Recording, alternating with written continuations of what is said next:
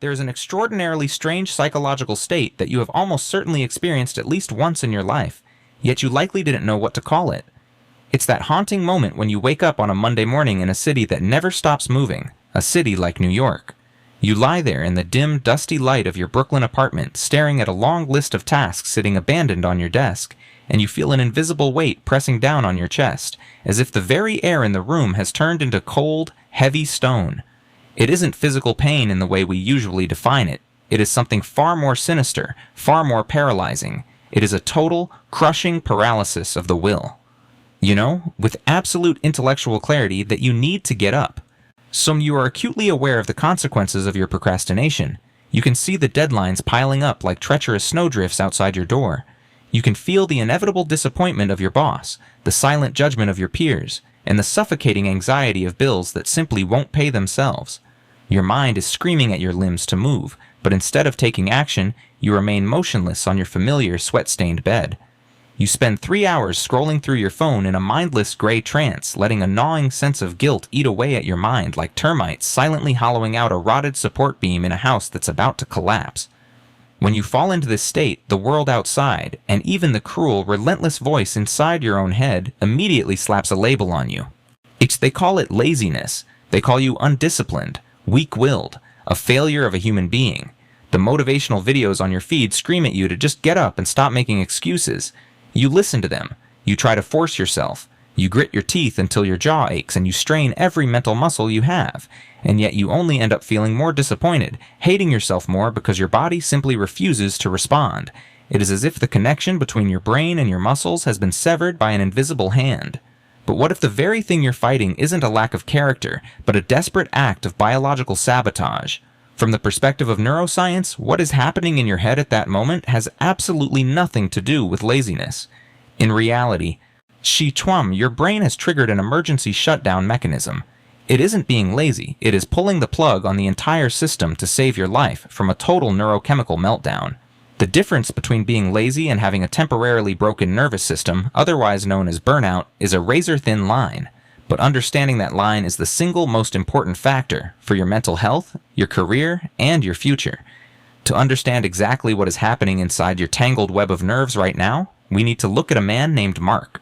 Mark is 28 years old, a typical, hard-working office professional living in the relentless grind of New York City. He is currently standing at the red line of neurological exhaustion, but he mistakenly believes he is just becoming useless.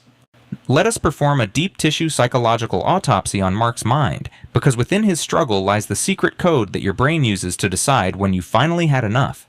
Look at Mark on a Tuesday afternoon in his Manhattan office. Around him, the office is a frantic hive of activity.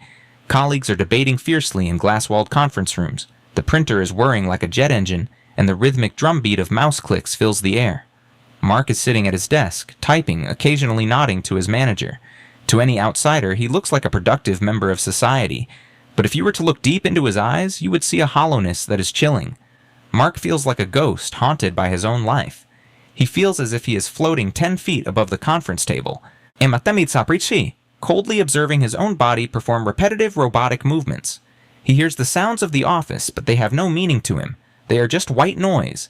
This is the first definitive sign of burnout, depersonalization. This isn't a lack of interest. It is the brain's ultimate high-level defense mechanism. Imagine your brain as a massive, nuclear-powered ship, and the prefrontal cortex, the sophisticated area right behind your forehead, is the rational captain at the helm. This captain is responsible for your logic, your focus, and your social engagement. When the ship enters a storm of stress, skyrocketing NYC rent, toxic politics, 80-hour work weeks that lasts for too many months, the captain realizes that if he continues to let the crew feel the full, agonizing force of every violent wave, the entire electrical system of the ship will be permanently damaged. But how does the captain choose between keeping the ship moving and letting the engine explode? The brain makes a brutal binary choice. It cuts the connection between the bridge and the rest of the ship. It creates a thick, emotional wall of fog so that you don't have to feel the pain, the fatigue, or the crushing pressure anymore. Mark is in autopilot mode. If you feel like you are no longer yourself, if your own life feels foreign, soulless, and distant, do not blame yourself for being cold or unfeeling. This is simply your brain's desperate attempt to protect your soul from being burned to a crisp. The captain hasn't abandoned you. He's just locked the doors to the bridge to keep the fire from spreading to the core. This leads us to the second and perhaps most diagnostic difference between laziness and burnout: the weight of your own history. If laziness is a constant state of being, besides, why does it only feel like a prison once you've already achieved everything you thought you wanted? Laziness is what we call a character trait. It is like a slow, lazy river that flows at the same sluggish pace year after year. A truly lazy person generally feels quite comfortable doing nothing. They don't suffer from midnight terrors of guilt. They don't stay up at night crying about their lack of productivity. They simply accept their ease as a fundamental part of who they are. But Mark is fundamentally different. 2 years ago, Mark was the golden boy of the office. He was the one who came up with the boldest ideas, the one who was the last to leave the building at night with a burning passion. Mark loved the feeling of success. He thrived on the electric pace of New York. So what caused a burning star to turn into a dying ember? In the complex language of neuroscience, Mark has spent his dopamine baseline. Dopamine isn't just a feel-good chemical, it is the fundamental level of motivation in the brain. It is the fuel that makes you want to reach for things. When you force your body to work past its biological limits for long periods, the pleasure receptors in your brain literally shut down. They perform a process called receptor downregulation to prevent the system from burning out due to overstimulation. It is exactly like a power generator that is run completely out of fuel but is still being forced to light up an entire city. What is the inevitable result? The generator stops. It seizes up. Not because it's lazy, but because it has absolutely nothing left to give. If you were once an ambitious person but now find yourself feeling like a hollow shell, understand this. You haven't lost your identity. You are simply a marathon runner who has run too far without a single drop of water, and your body has finally demanded a mandatory stop. But what happens when even the things that used to give you water now taste like ash? This paralysis doesn't just stop at work. It begins to leak into the smallest corners of your soul, revealing the third sign, anhedonia. Mark used to have a burning passion for modifying old cars and playing his vintage Fender guitar. These were his oases, the places he went to recover after a stressful week. But lately, every time Mark looks at that guitar hanging on his wall, he doesn't feel joy. He feels a burden. The simple act of picking up the guitar has suddenly become mentally exhausting. Shacks as if he were solving a multivariable calculus problem while sleep-deprived. The very thing that used to save him now feels like just another item on a to-do list that he cannot finish. This is the loss of the ability to feel pleasure. A lazy person still enjoys fun. A lazy person will happily skip work to play video games for 12 hours because it feels good.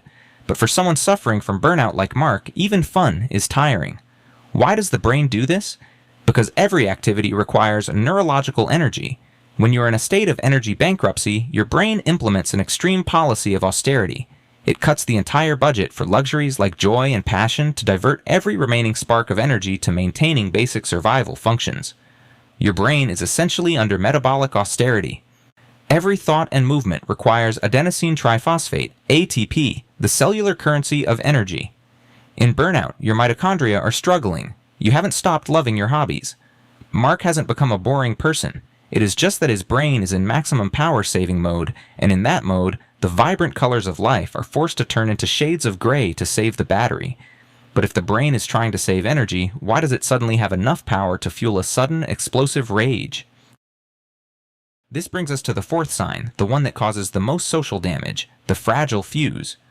Mark was always the gentle guy, but lately he has become more explosive than he ever thought possible. A simple Slack notification from his boss at 6 p.m. makes his blood boil. A kind question from his mother feels like a personal insult.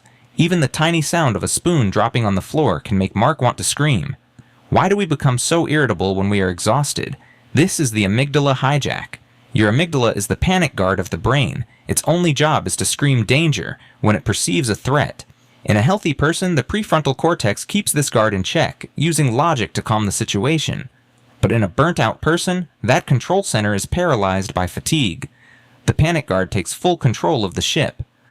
Because there is no energy left to analyze whether a problem is small or large, Mark's brain perceives every stimulus as a direct, violent attack on his survival.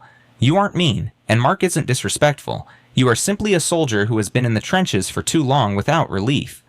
You are severely wounded, and when an unhealed wound is touched, even by a feather, the only natural reflex is to roar in self-defense. This is the cry of a nervous system that can't take one more ounce of pressure. Yet the most disturbing part isn't the rage you show the world. It's the quiet decay you hide within your own four walls.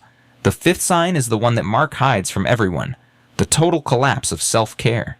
If you were to walk into Mark's apartment right now, you would see a mountain of dirty dishes in the sink. Clothes are strewn across the floor. The trash hasn't been taken out in a week, and Mark himself hasn't showered in 3 days. People looking from the outside would immediately judge him as lazy, but as a neuroscientist, I see something else entirely. Biological triage. In an emergency room, doctors don't bandage a broken finger if the patient next to them is bleeding from the chest. Your brain is doing the same thing. When you only have 1% battery left, the brain cuts all power to the passenger cabin, things like hygiene or housework, to divert energy to the engine room, keeping the heart beating and the lungs breathing. This is a state known as sickness behavior, often triggered by the vagus nerve. For Mark, picking up a sponge feels as heavy as a 500-pound deadlift. This isn't a lack of hygiene, it is a strategic withdrawal of energy. His brain has decided that looking professional is not required for survival.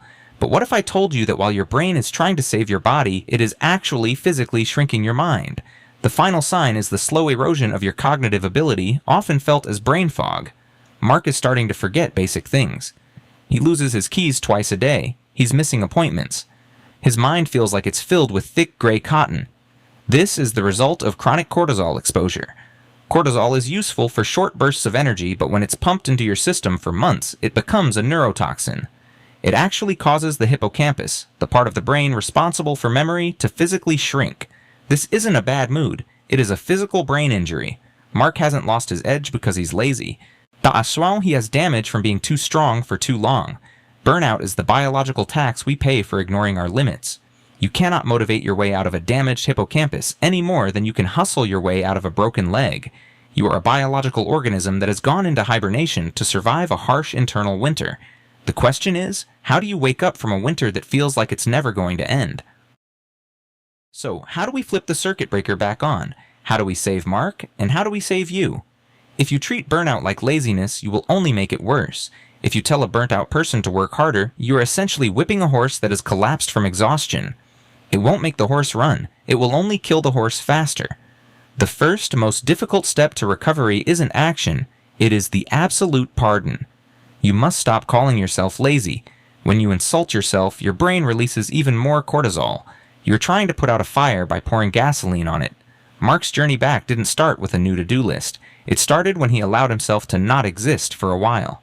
In neuroscience, we call this the path to neuroplasticity. Your brain is not a fixed machine. It is a living forest. It can heal, but only when it is in an anabolic or building state, not a catabolic or breaking down state. To start this process, Mark had to distinguish between fake rest and passive rest. Mark used to lie in bed and scroll through social media for hours, thinking he was resting. But that is fake rest. His visual cortex and dopamine receptors were being bombarded with information and social comparison.